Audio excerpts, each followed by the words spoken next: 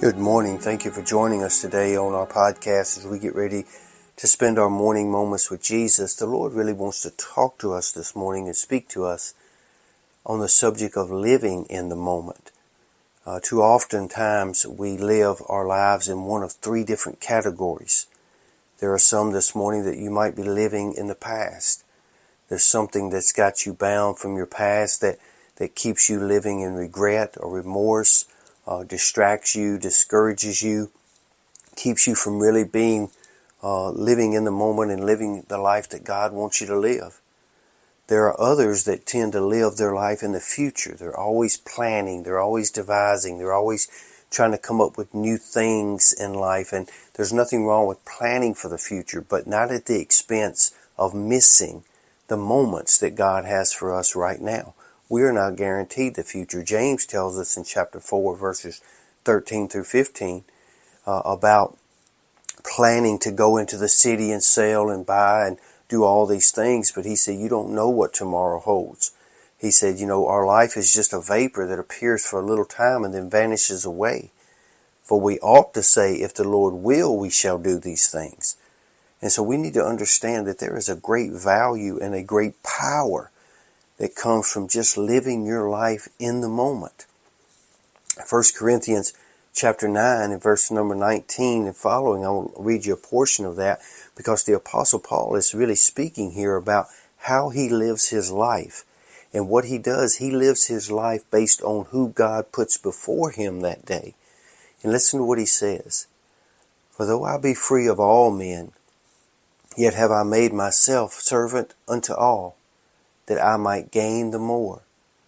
And unto the Jews I became as a Jew. To the weak became I as weak, that I might gain the weak. I am made all things to all men, that I might by all means save some. Now listen to verse 23.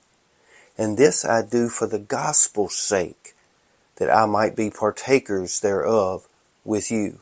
He didn't say he did it for other people. He didn't even say he did it for himself. He said, my responsibility is to do it for the gospel's sake. And I can't get up and program those things and fashion those things and think about all the things I want to do. What I have to do is get up every single day and look at what God has put around me and who God has put around me to live in that moment.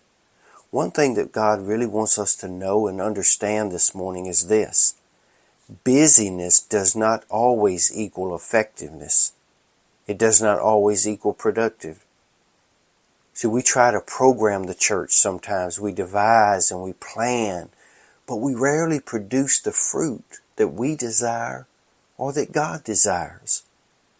And one of the reasons for that is our intentions are of the right motives, but they're the wrong methods. See, we're not called to just serve in the church.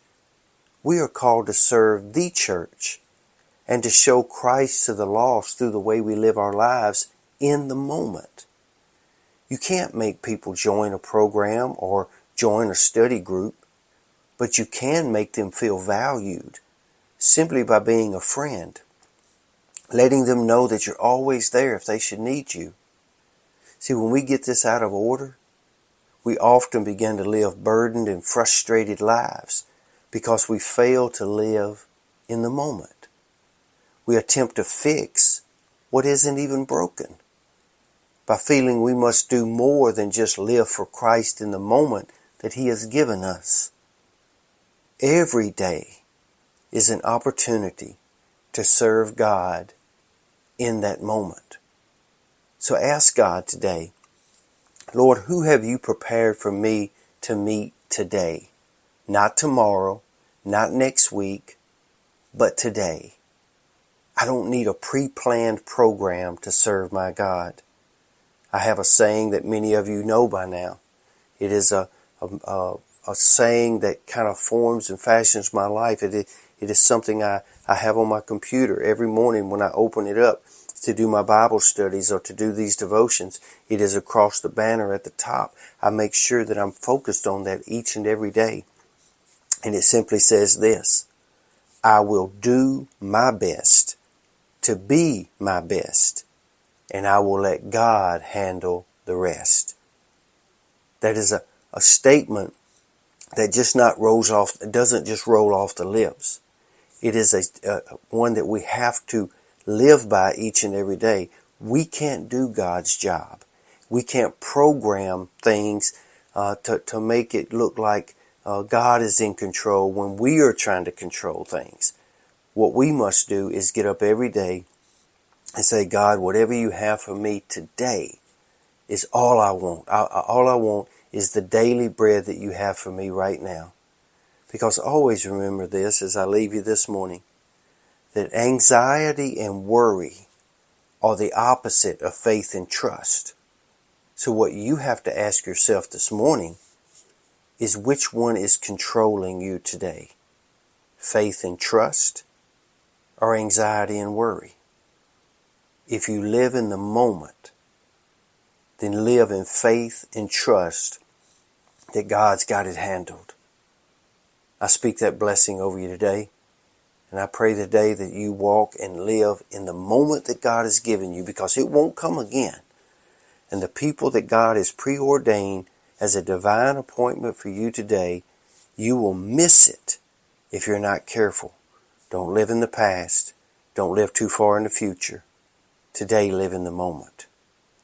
You be safe, you be strong, and you be blessed. In Lord's will, we'll see you back here again tomorrow. Have a great day.